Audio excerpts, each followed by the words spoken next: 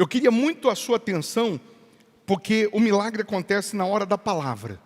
O milagre acontece na hora da pregação da fé. Nós pregamos no coletivo, mas Deus trata, Deus fala no individual. Gideão, ele, depois de 7 anos, com o povo de Israel sendo roubado, porque a Bíblia vai dizer que durante 7 anos, todas as vezes que eles iam colher, época da colheita da lavoura, eles viviam da lavoura, na hora de colher, os inimigos invadiam a terra. Os midianitas e os amalequitas invadiam a terra e roubavam tudo. Eles, para pelo menos salvar a sua vida, eles se escondiam em cavernas que ficavam nos montes. Eles fugiam para essas cavernas. E de lá, eles ficavam assistindo os inimigos roubarem, levarem, destruírem aquilo que eles haviam plantado, aquilo que eles haviam construído. E isso acontecia justamente porque eles deixaram o altar de Deus. Eles se afastaram do único lugar que poderia salvá-los, socorrê-los, que poderia mudar a história deles. Eles simplesmente deram as costas para o único lugar que mudaria a vida deles. Nós já sabemos, e nós não podemos esquecer, que o sobrenatural que queremos, que o milagre que desejamos, nós vamos alcançar no altar. A Bíblia vai dizer que se você servir o altar, do altar você tira o seu sustento. Significa que no altar está a cura, que a medicina não consegue dar. No altar está o casamento, o marido, a esposa, que você, com os seus olhos, com o seu dedo tentando escolher, você não vai conseguir encontrar. No altar está a paz, a alegria, a prosperidade. No altar está a cura, seja do vício, de uma enfermidade. No altar está a transformação que você almeja, que você deseja. É no altar, não é fora do altar. Aquilo que o dinheiro não pode dar, o altar no altar você pode encontrar. O seu dinheiro compra uma mansão, compra uma casa de cinema, mas não compra uma família. Mas no altar você encontra uma família. O seu dinheiro compra um hospital e compra o medicamento mais caro, mas não compra a cura. Mas no altar você compra a cura, e assim por diante. Então, aquele que serve o altar, tira do altar o seu sustento. O povo de Israel, repito, deram as costas para o único lugar que mudaria a vida deles, que era o altar. Não se espante se você encontrar no seu dia a dia pessoas gemendo, sofrendo, padecendo, contando uma história de sofrimento, de lástima, de angústia, e essa pessoa dizer para você que ela conhece a Bíblia, que ela sabe ou já provou do poder de Deus, já frequentou a igreja, que ela conhece pelo menos o básico da Bíblia, e essa pessoa gemendo, sofrendo e padecendo, quando você pergunta se ela é dizimista, fiel, a resposta sempre é não. Você pergunta se essa pessoa tem vindo para o altar, se ela tem ido para o altar, se ela tem praticado a fé do tornai-vos para Deus, lá em Malaquias, porque se eu conheço a palavra, mas eu não me torno para Deus, eu não me volto para Deus, e me torno ou me volto para Deus em quê? Alguém vai perguntar, lá em Malaquias 3, ele vai responder, nos dízimos e nas ofertas. Deus não fica dando volta, Deus não fica escolhendo palavras.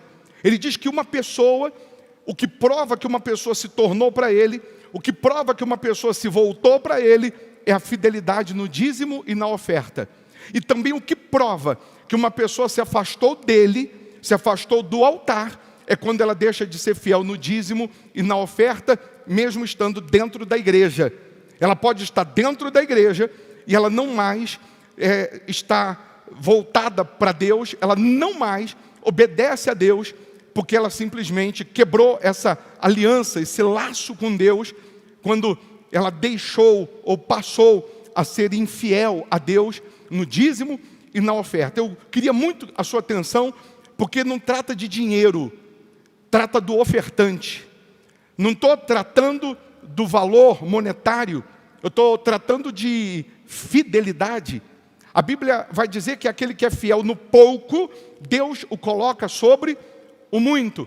Mas não é no pouco monetário. Pouco monetário, R$2. Quem tem aí? R$2. Quem tem? R$2. Levanta a mão. Quem tem? Não é esse pouco, R$2. Eu estou dizendo que a Bíblia diz que aquele que é fiel no pouco, nos 10%, no dízimo, na fidelidade, que é bíblico, que não fui eu que escrevi, que está na palavra de Deus.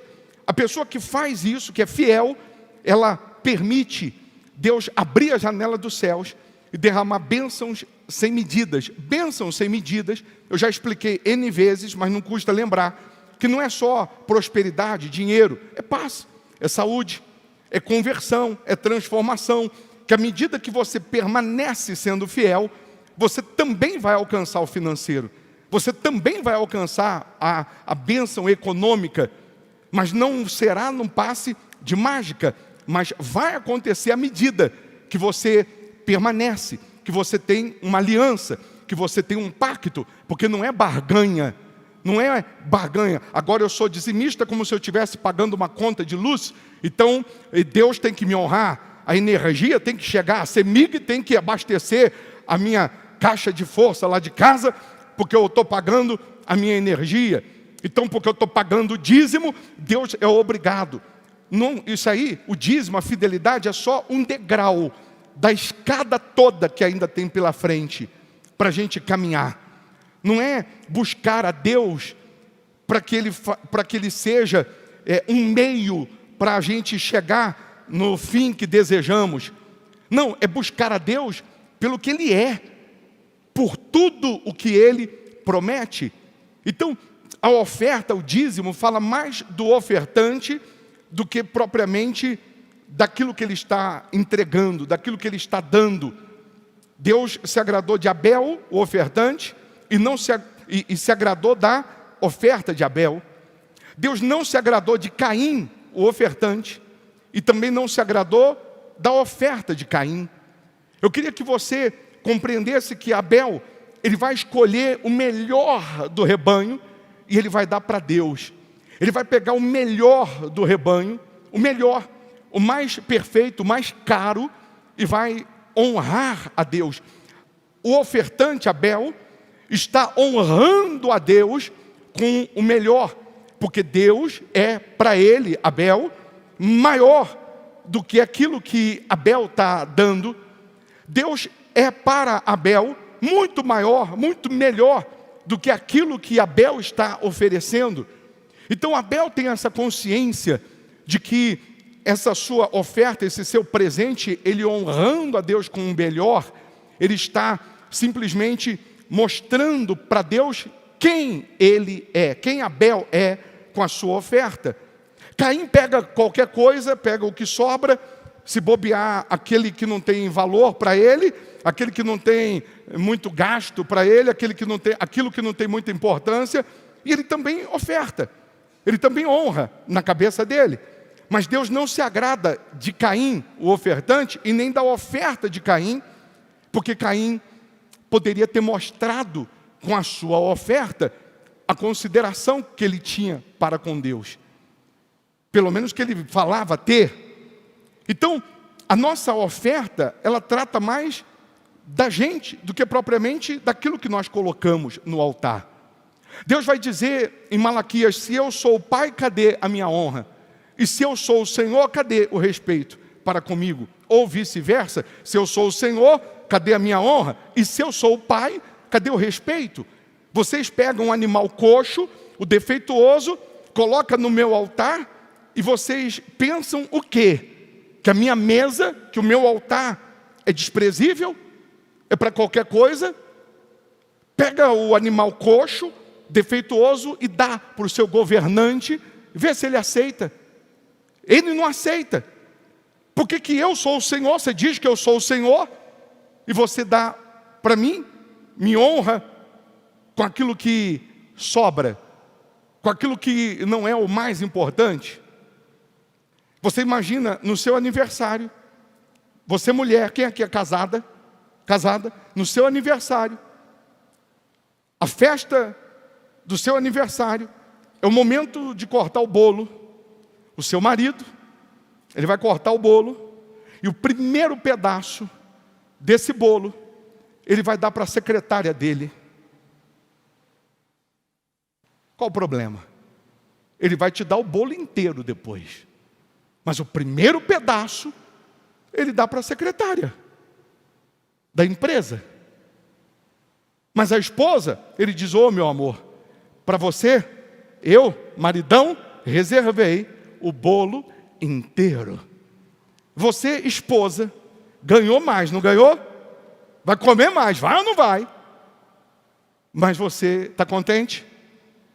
Está feliz? Que ganhou o bolo inteiro? E o primeiro pedaço ele deu para a secretária dele. Tem alguma coisa errada? Tem ou não tem? Não, tem ou não tem? Tem alguma coisa errada? Porque o primeiro pedaço você sempre dá para a pessoa que você considera, que você quer honrar, sim ou não? Então, se você deu o primeiro pedaço para alguém que não seja aquela que é a sua esposa, você mostrou que a sua honra, ou que a honra você está dando para alguém, não para a sua esposa. E a mesma coisa com Deus. Você diz para Deus: Deus, os 90% eu vou dar para o Senhor. Só que os 10 primeiros, os 10%, os primeiros 10% eu vou primeiro comer, eu vou primeiro usufruir. Depois, por último, eu pego aí metade e dou. Você não apresentou a Deus a honra devida. Mas todos nós queremos clamar e ser atendido. Todos nós queremos gritar e Deus nos socorrer. Todos nós queremos orar e Deus chegar com a resposta. Todos nós queremos a manifestação de Deus. Porém, a pergunta é: estamos considerando Deus? Em Provérbios 3, versículo 9 e 10, ele vai dizer: honra ao Senhor com os teus bens, ofertas, e com as primícias de toda a tua renda, dízimo, e se encherão fartamente os teus celeiros e transbordarão de vinho os teus lagares. Eu estou só repetindo um pouco do que falamos no domingo, para quem não ouviu, para que ouça, e tentando fazer você entender a importância de você apresentar a Deus a sua consideração, a importância de você apresentar a Deus a sua fidelidade e a importância de você estar com a sua vida no altar, na prática da fé. Nós começamos falando que Gideão estava já no 7º ano consecutivo de perdas, porque o povo de Israel, eles plantavam e perdiam tudo na hora da colheita, porque tinham se afastado do altar. Corriam para as cavernas quando os inimigos invadiam, para pelo menos salvar a vida. E aí, nessa ocasião, Gideão, um sujeito inconformado, grava essa palavra, Gideão inconformado. Ele não vai ficar na caverna chorando as pitangas, ele não vai ficar na caverna mais uma vez assistindo os seus inimigos levarem tudo. A Bíblia diz que ele sai da caverna. E a Bíblia diz que ele vai malhar um pouco de trigo para colocar a salvo dos midianitas. Está escrito que ele está tentando pelo menos salvar um pouco da sua colheita. E ele vai malhar o trigo não num lugar propício, ele vai malhar no lagar, que é o lugar de pisar a uva.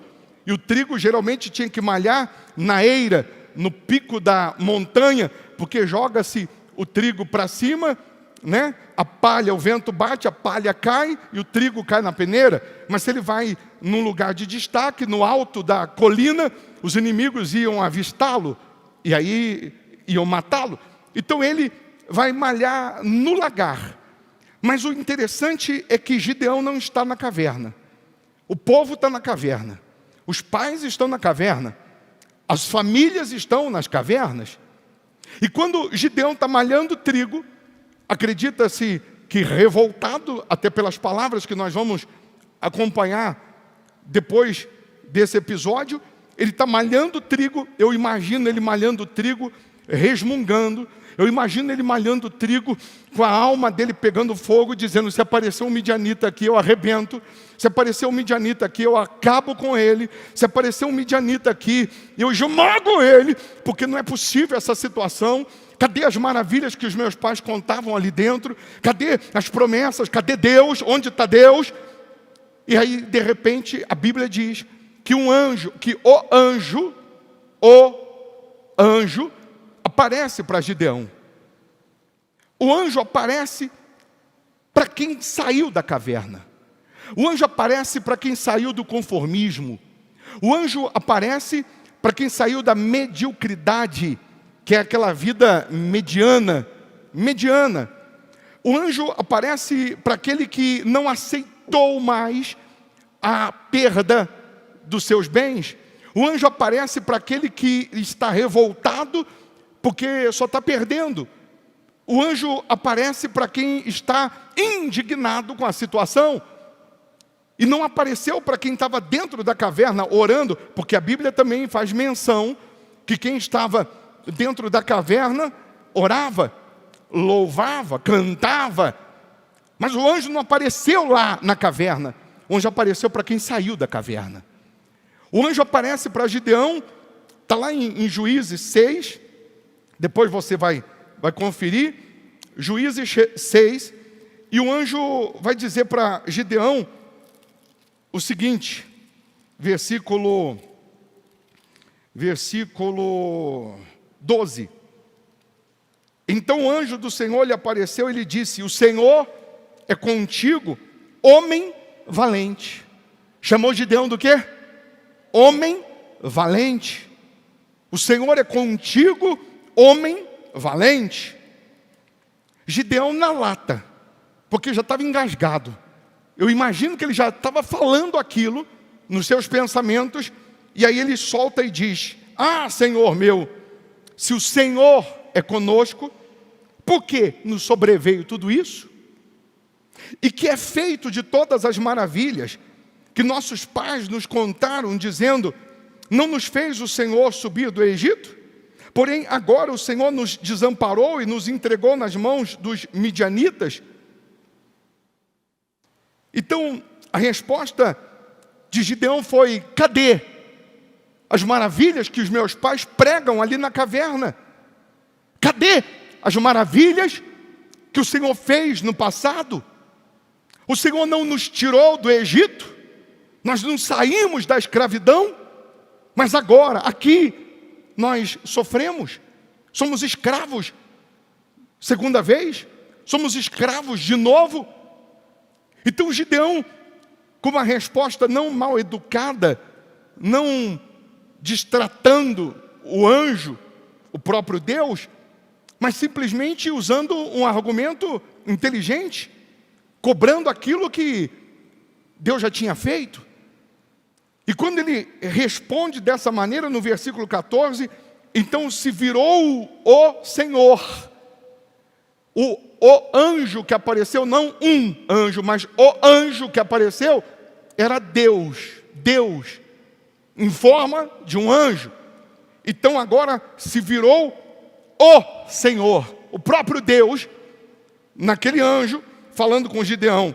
Então se virou o Senhor para ele e disse: vai, disse o quê?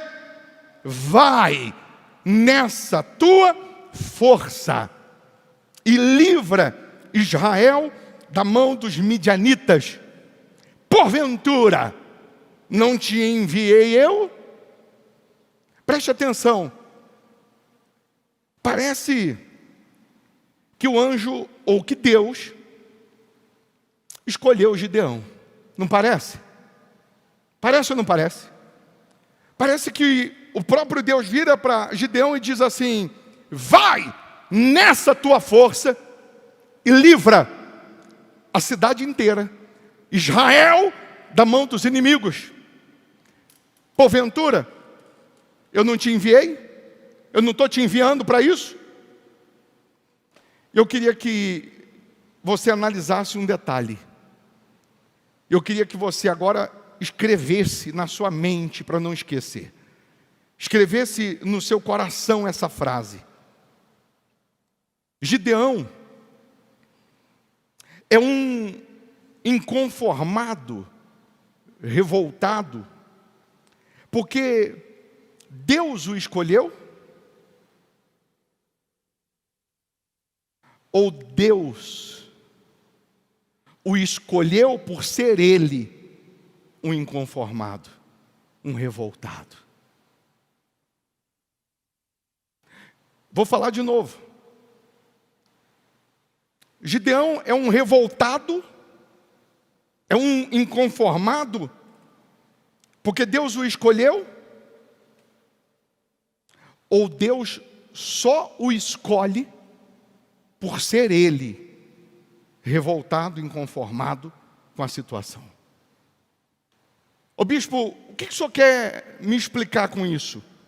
Eu quero explicar que as nossas atitudes limitam ou removem limites. Eu quero explicar que as nossas atitudes, o nosso comportamento, limita Deus, impede Deus de agir, ou dependendo das nossas atitudes, do nosso comportamento, nós conseguimos remover limites, mudar quadros, cenários, situações.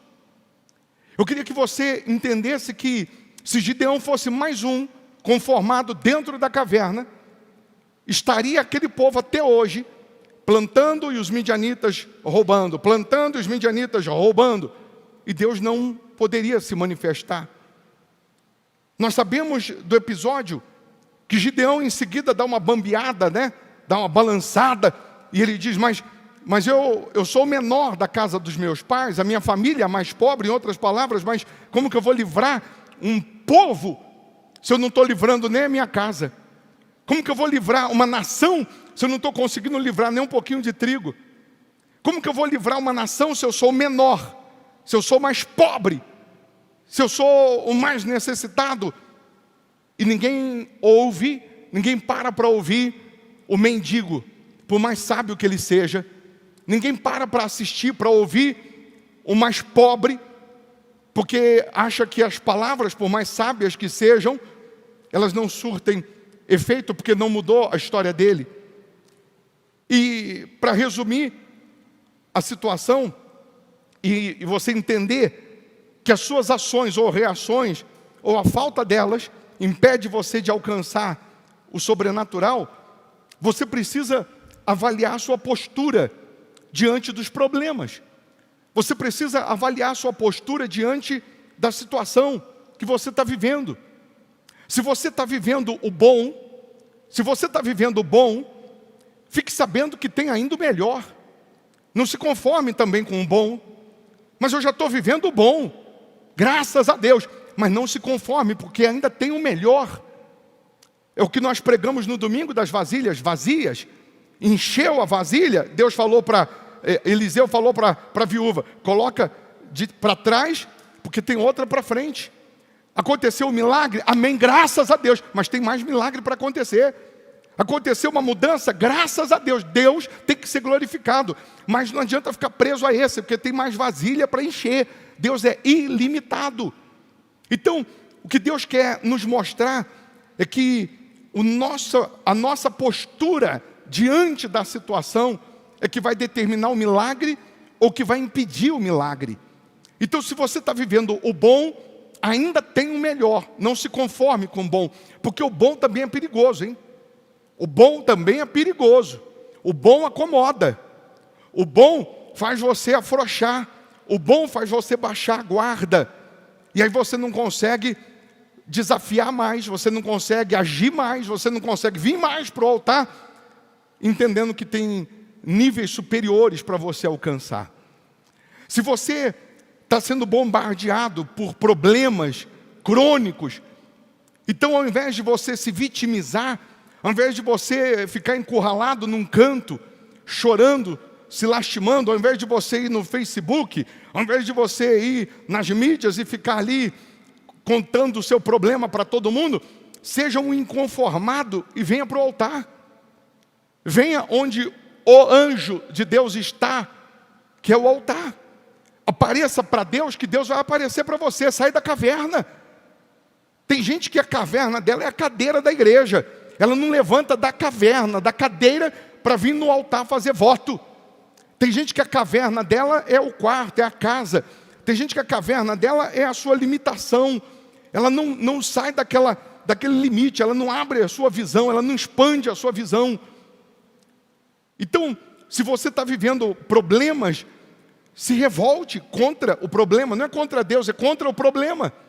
Se revolte contra a situação e busque consertar o que está errado com Deus. Busque ser fiel se não estava sendo. Passe a honrar a Deus se não estava honrando. Volte-se para Deus, que aí sim você vai ver as maravilhas que Ele fez no passado se cumprir nos dias de hoje, nos dias atuais. Tanto que para Gideão alcançar a vitória sobre 125 mil midianitas, os seus inimigos eram mais ou menos 125 mil homens. Gideão vai liderar, o menor agora vai liderar um exército. Deus manda ele chamar todos que querem vencer os midianitas. E nessa primeira convocação aparecem 32 mil homens. E aí quando surgem 32 mil, para vencer 125 mil, já é um desafio grande, porque não são soldados, são homens da lavoura. E aí Deus chega para Gideão e diz, é muita gente. É muita gente. Porque se vencer com esse povo, eles vão dizer que não fui eu, Deus, que foi eles. Então, dá um recadinho aí, manda um zap aí no grupo e diz assim, quem for tímido e medroso, a Bíblia diz, quem for tímido e covarde, tímido e medroso, dependendo da versão, volta para a caverna. Volta para a caverna. Aí você recebe o plim do zap, né? Aí vem o recado de Gideão. Quem for tímido e medroso, volta para a caverna. Opa, não vi a hora de voltar. E aí junta 22 mil voltam para a caverna. Quantos ficaram? 10 mil. 22 mil homens voltam para a caverna. Eu queria ser a mulher de um desses 22 mil. Eu queria ser a mulher. Quando chegasse, vem cá. Está fazendo o que aqui? Que não está lá na guerra com o Gideão? Não, amor, é que ele mandou um recadinho no zap que quem for tímido e medroso é para voltar para casa. E eu estou voltando aqui para casa. Ah, mas ia comer no pau. Não apanhou lá, vai apanhar aqui. Porque não é possível. Que não está honrando nem as calças que veste. Aí Deus fala, leva os 10 mil para beber água. E você já conhece, os 10 mil vão. A maioria, 9.700, mergulha para beber água.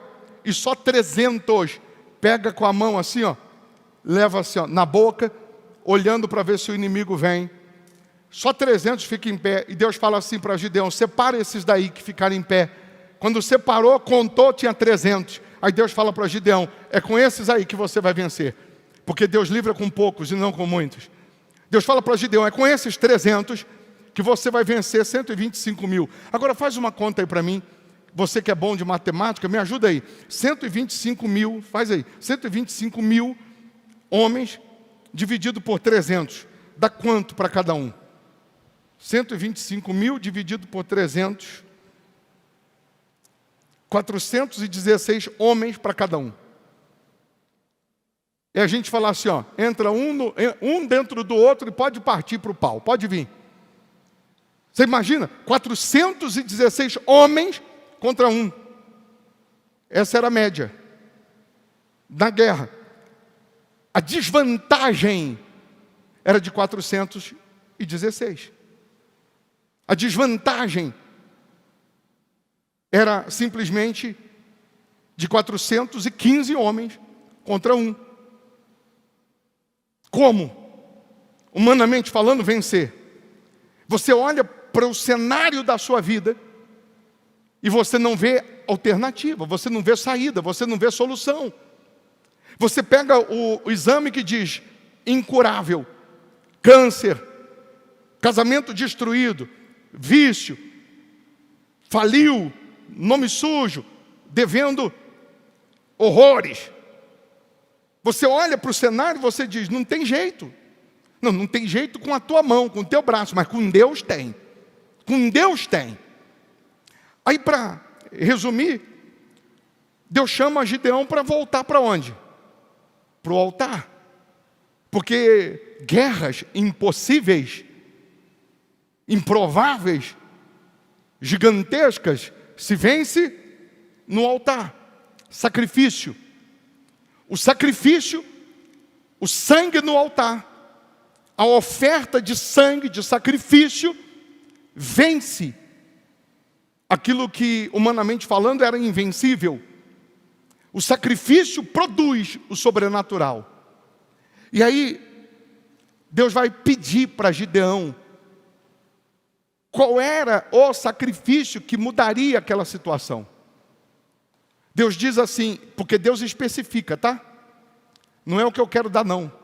Não é o que eu quero colocar, não. Não é o que eu acho, não. Deus fala com cada um. Você está vivendo uma situação semelhante que você precisa do sobrenatural, você precisa da intervenção divina.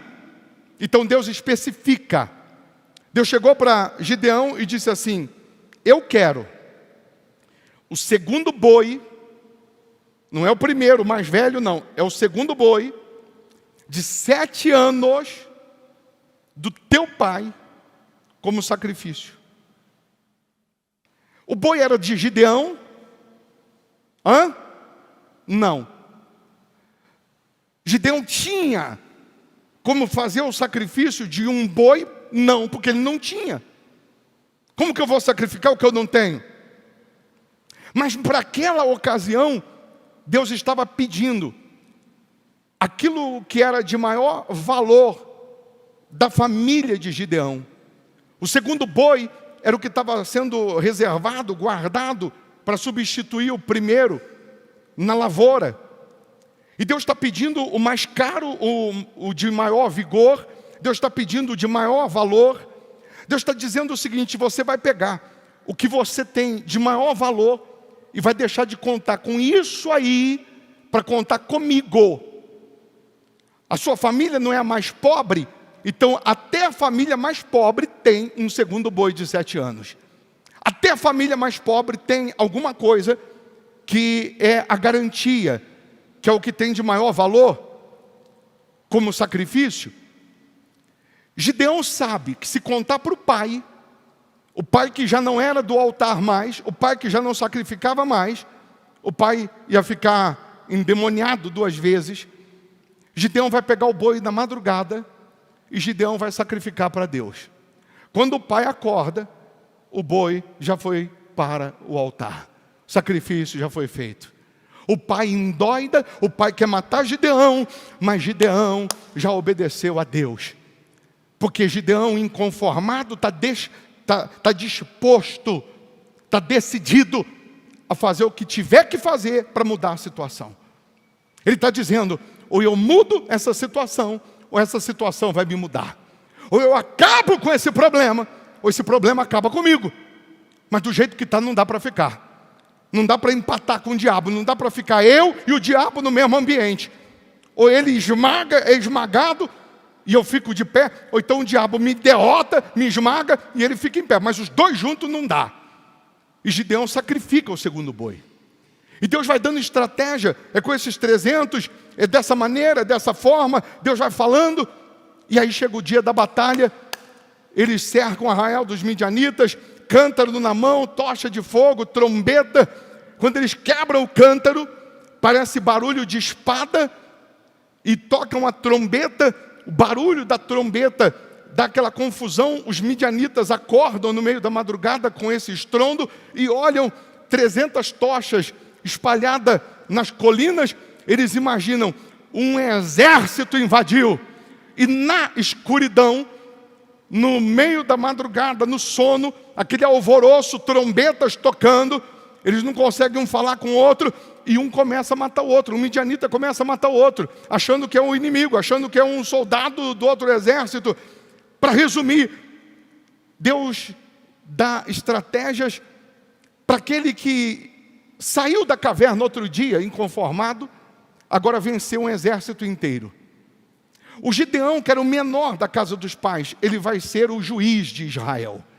Ele vai ocupar o cargo máximo de Israel. Deus faz o último se tornar primeiro. Deus faz o menor ser transformado no maior. Mas eu queria que você lembrasse da frase que eu pedi para você anotar. E vou pedir para você repetir agora. Qual é? Meu Deus, não deu. Já esqueci. Gideão, ele era inconformado porque Deus o escolheu? Ou Deus só o escolheu porque ele era o inconformado? Deus está passando com os olhos agora e está procurando inconformados, revoltados.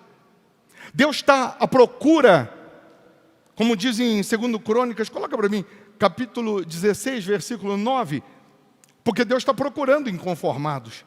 Deus está procurando Gideões. Deus está procurando valentes, que quando Deus vê uma postura tal como de Gideão, Deus diz, vai que eu sou contigo, homem valente. Vai, porque eu estou contigo, você vai vencer. Porque quanto ao Senhor, seus olhos passam por toda a terra para mostrar-se forte para com aqueles cujo coração é totalmente dele. Coloca também Salmo 101, versículo 6. Deus está procurando macho, homem macho, inconformado, mulher fêmea, inconformada com a situação. E quando Deus encontra, Deus ele se alia a você. 101, versículo 6. Os meus olhos procurarão os fiéis da terra para que habitem comigo.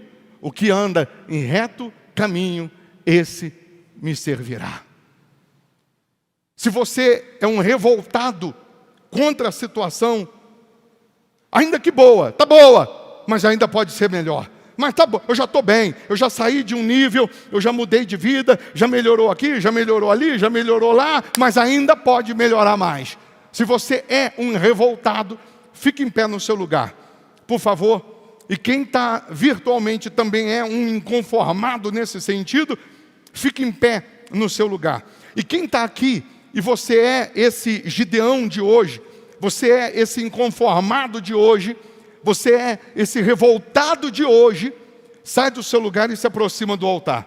Rapidamente, mas venha marchando, venha na certeza, porque não é para voltar para a caverna não. Os tímidos e medrosos pode ficar, mas vem aqui na frente, diante do altar, os Gideões de hoje. Deus escolheu hoje, podia ser outro dia, podia ser outro culto, mas Deus escolheu esse, para falar com quem está revoltado, com quem quer ver as maravilhas, com quem está dizendo assim, cadê as maravilhas que os meus pais contaram? Cadê as maravilhas que os meus pais falaram? É essa que eu quero ver. E Deus está olhando para quem está inconformado, como Gideão, e Deus está te escolhendo porque você está inconformado. Deus está te escolhendo porque você está disposto a fazer o que for preciso para alcançar as promessas. O revoltado, o inconformado, não tem tempo ruim para ele.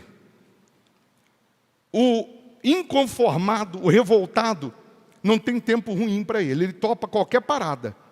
Ele vai, nem que for no inferno, mas que vai mudar a situação, vai mudar. Ele tem esse espírito. Ele tem essa fé acesa dentro dele. Se mandar ele voltar para a caverna, ele não volta. Ele morre, mas ele não volta. Se mandar ele desistir, ele não desiste. Eu não cheguei até aqui para desistir. Eu não vim até aqui para desistir. Eu não cheguei até aqui para desistir. Então, o inconformado, o revoltado, o que Deus coloca ele à prova, ou que Deus chama ele para sacrificar, ele também não pensa duas vezes.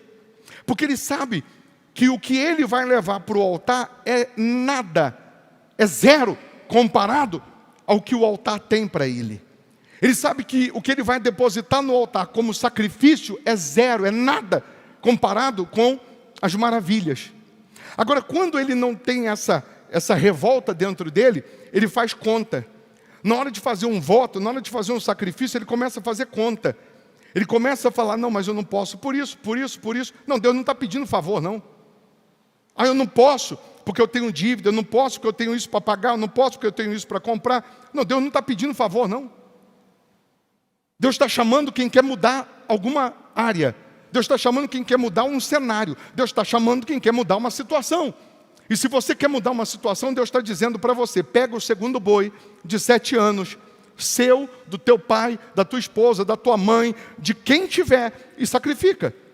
Pega o que você tem de maior valor, coloca no altar. Deus está dizendo assim, pega aquilo que seria hoje a sua garantia, deixa de contar com a tua garantia e conta comigo. Deus está dizendo, faz de mim a sua garantia, que aí você muda o cenário, aí você muda a situação. E até a família mais pobre tem o segundo boi de 7 anos.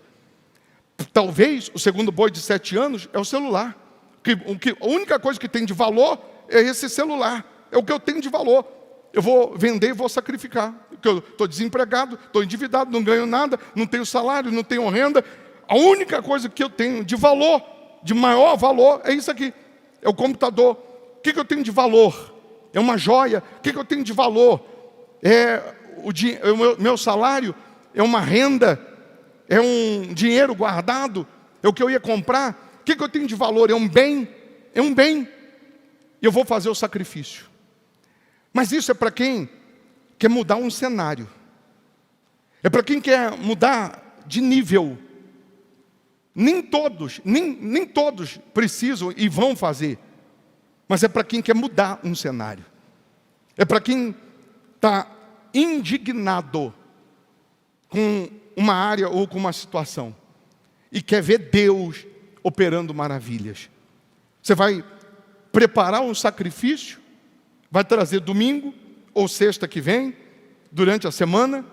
Se já tem, você vai pegar esse valor como sacrifício, e vai colocar no altar, vai transferir, vai colocar no altar com a sua vida. Deus vai te dar estratégias, Deus vai te dar direção, Deus vai usar coisas, Deus vai usar pessoas, Deus vai usar situações para fazer você alcançar o sobrenatural nessa área que você hoje está sendo talvez humilhado, envergonhado, espezinhado. Mas Ele vai fazer, porque Ele faz. Ele separou hoje para falar sobre isso com você. Ele está escolhendo hoje o Gideão, porque o Gideão está revoltado. Porque se ficar dentro da caverna, não tem como Deus te escolher. A minha postura, a minha situação, faz Deus me escolher. E a minha postura faz eu perder o milagre. Porque eu volto para a caverna, como aqueles homens, sendo que eu poderia falar, eu morro, mas não volto para a caverna. Eu morro, mas não volto para a caverna. Ô Gideão, me desculpa, eu morro, vai ter 301, mas eu vou estar contigo. Vai ter 302, 303, não vai ser só 300, eu vou ficar. Porque ou eu venço esse problema, ou ele me vence. Você já sabe qual é o seu segundo boi. O seu segundo boi, o coraçãozinho dispara. O seu segundo boi, na hora que Deus agora acende uma luz assim na sua cabeça, é isso aí? A alma, o coração fica assim, acelerado. Isso eu não posso dar. Isso eu não posso sacrificar. E aí, o bom é que tem uma desculpa. Como válvula de escape. Não, mas é porque minha mãe, meu pai, meu marido, minha esposa, meu filho, o fulano, beltrano, cicrano, não vai concordar. E aí Deus assina embaixo dizendo, é o do teu pai que eu quero. É aquele que vai incomodar todo mundo mesmo, não tem problema não. Deus está dizendo assim, não importa de quem é, não importa o que vai acontecer. Deus está dizendo, me honra para você ver. Deus está dizendo, considera para você ver. E aí, meu camarada, minha camarada, é para quem está revoltado. É para quem, o Hugo, quer mudar um cenário. Não é para quem quer continuar na caverna. É para quem quer mudar uma situação. Você vai pegar o homem mais pobre. Se a gente fizer aqui uma triagem, aí vamos descobrir quem é o mais pobre daqui. Aí Deus vai pegar o mais pobre e vai fazer ele o mais rico. O mais improvável, Deus vai fazer ele o mais provável. Não pela capacidade, mas pela disposição dele em obedecer. Isso é para você que está virtualmente. E se você não entende que é Deus, se você acha que é o bispo Formigoni, porque alguns, na hora da gente orar, determinar o milagre, diz que a gente é de Deus. Na hora que a gente fala de dízimo, de oferta, ele diz que é o homem. Não é mais Deus que fala, agora é o bispo, agora é o homem que está falando. Se você crê, você vai pegar o seu segundo boi e vai sacrificar. Vai sacrificar. Para um é 1.000, para outro é 2.000, 10.000, 100.000, 1 milhão. Para outro é um bem que ele vai ter que abrir mão. Mas o seu sacrifício vai mudar o seu cenário. A palavra é a mesma. Modus operandi são os mesmos. Deus é o mesmo. Feche os olhos, coloque as mãos no coração. Quem está virtualmente, feche os olhos, coloque as mãos no coração. E do fundo da alma, fala para Deus, Deus, eu quero ver as maravilhas que o Senhor fez no passado acontecerem hoje na minha vida. E porque eu quero as maravilhas, eu estou disposto a obedecer, a sacrificar, a vir para o altar com o meu segundo boi de 7 anos. Porque eu quero ver as maravilhas, eu estou disposto a sacrificar aquilo que o Senhor me pede, aquilo que o Senhor me coloca à prova, aquilo que hoje seria a minha garantia. Eu quero fazer do teu altar a minha garantia. Eu quero fazer do Senhor a minha garantia. Mas essa situação tem que mudar. Essa vergonha tem que acabar. Essa humilhação tem que acabar. Esse sofrimento tem que acabar. Meu Deus, em o nome de Jesus.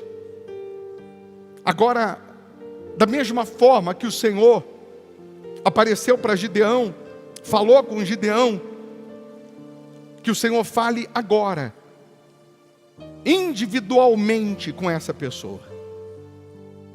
Deus está aí na tua frente, mulher de Deus.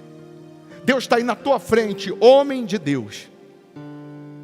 E a presença dele é tão real, que é como uma brisa que refrigera a alma.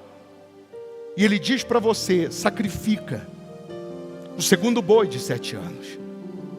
Ele diz para você, vai nessa tua força.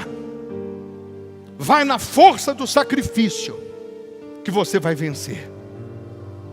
Deus está falando para alguém que esse sacrifício, esse segundo boi, que seria a sua garantia, Deus está dizendo que é isso aí, o ingrediente principal para produzir o milagre na sua vida. Eu abri mão disso aí que vai produzir o sobrenatural, que vai produzir o milagre.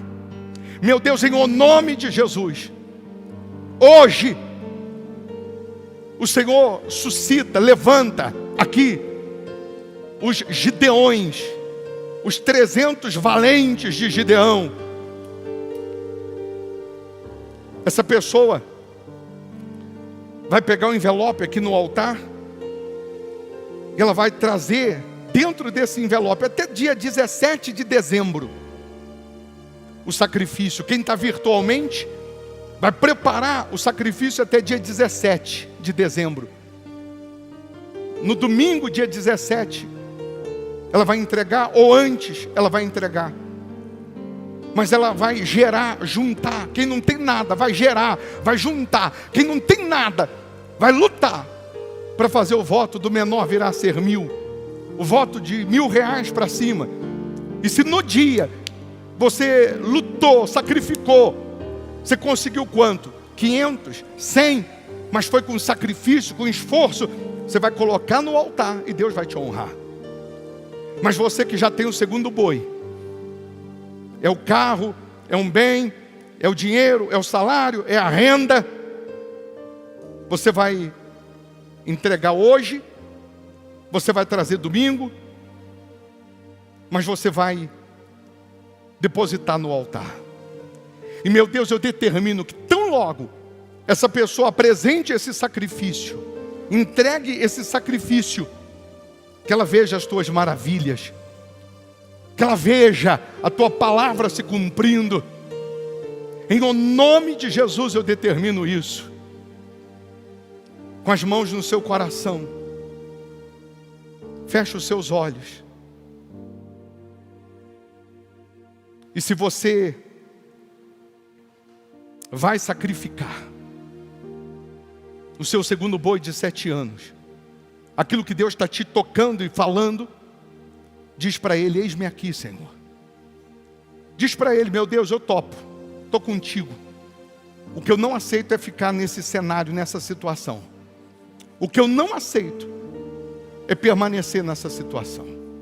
O que eu não aceito é o diabo predominar ou prevalecer. Porque se eu quero ainda esse ano ver as tuas maravilhas, eu também tenho que fazer ainda esse ano o que eu ainda não fiz no teu altar. Você vai pegar o seu envelope no altar e você vai passar pelo altar orando, em espírito de oração. Você não está vendo Deus aqui agora, mas Ele está aqui. E quando você passar aqui no altar, a unção dEle, a presença dEle sobre a sua vida, vai te fazer um vencedor, uma vencedora, um campeão, uma campeã. Quem está virtualmente, não dá para vir aqui no altar, mas pela fé você coloca a mão aí na tela do seu televisor, e a energia do altar, a presença de Deus que está aqui, te envolve agora, te dando força, coragem e poder. Você que vai pegar o envelope, pega aqui no altar, e já vem aqui pelo lado do teclado para subir. Se você já tem o envelope do dia 17, e entendeu o sacrifício que Deus quer que você faça, já vem aqui pelo lado do teclado para você passar aqui também. Todos que têm o envelope do dia 17, você vai passar pelo altar. E quem não tem o envelope, pega e venha para o altar. Os demais volte para o lugar. Mas quem entende que Deus está te chamando para o sacrifício, porque é no altar do sacrifício que você recebe as maravilhas, então passe aqui em espírito, porque nesse momento a unção, o poder de Deus te envolve. É Deus dizendo: vai que eu sou contigo, homem valente. Vai que eu sou contigo, mulher valente. Vai que você vai vencer essa situação, esse cenário, esse problema. Meu Deus, em nome de Jesus, que a tua unção, que a tua presença, que o fogo do teu espírito venha agora sobre essas pessoas. A mesma força, o mesmo poder que veio sobre Gideão, meu Deus, que venha sobre essas pessoas, porque tem que acontecer as tuas maravilhas. Temos que ver as tuas maravilhas na vida dessas pessoas, meu Pai. Em o nome do Senhor Jesus, fiquem todos em pé. Quem está virtualmente, eu vou colocar a foto do envelope na tela. Você depois faz um print aí, ou volta o vídeo, imprime para você orar. Para você orar nesses dias. Mas nesse momento, você que vai fazer o voto também do sacrifício, então fala para Deus: Deus, eu estou fazendo esse voto, eu estou preparando o meu segundo boi de 7 anos, porque eu quero ver as tuas maravilhas, eu quero ver a tua glória, eu quero ver o teu poder se manifestando, eu quero testemunhar o Senhor, meu Pai, em o nome do Senhor Jesus. E você aí no seu lugar, fala: Deus, eu vou sacrificar, eu vou para o altar, meu Deus, colocando as minhas lágrimas no altar, o meu sacrifício no altar, porque eu entendo que a fé sacrificial produz o milagre, que a fé sacrificial produz o sobrenatural, em o nome do Senhor Jesus. E os demais ainda no seu lugar. Agora que você falou, que você orou, faça silêncio, não abra os seus lábios, não diga nada, mas ouça a voz de Deus. Deus vai falar com você no individual, no particular. E se você ainda não pegou o envelope, e entende que Deus está te chamando, pega o envelope e passa no altar. Você tem até o dia 17 para preparar o seu sacrifício, para gerar o seu sacrifício. Mas os demais, feche os olhos. E Deus vai falar no seu íntimo. E quando você diz sim para o sacrifício, vem um poder, vem uma força sobre você. Vem uma paz. A paz é Deus dizendo: sou eu que estou te chamando. Sou eu que estou pedindo. Pode sacrificar. Deus fala contigo. Deus segura na tua mão. Fala, meu Deus, com cada uma dessas pessoas. Mostra como que numa foto, numa filmagem, o sacrifício, o segundo boi que o Senhor está requerendo, pedindo dessa pessoa. Faz ela entender que é o Senhor. Faz ela entender que não é o homem, mas é o Senhor quem está falando. Que hoje fique sabido que o Senhor é Deus. Assim como ela está disposta a sacrificar, que a tua maravilha venha ao encontro dessa pessoa. Se é a cura de uma doença, que ela seja curada agora, e que ela possa testemunhar dizendo: eu decidi fazer o voto, a doença acabou. Se é uma dor que ela está sentindo, que ela acabe agora. Oh, meu Deus. A gente sabe que o sacrifício despedaça jugo. O altar despedaça jugo. Ouça Deus.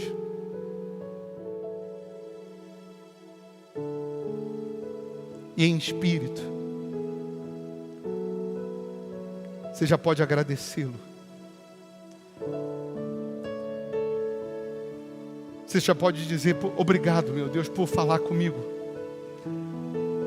Obrigado por hoje eu ter tido condições de estar vivo, estar aqui nessa reunião, nesse culto, para ouvir essa palavra. Porque eu vou para o teu altar, crendo nas maravilhas que estão contidas na tua palavra.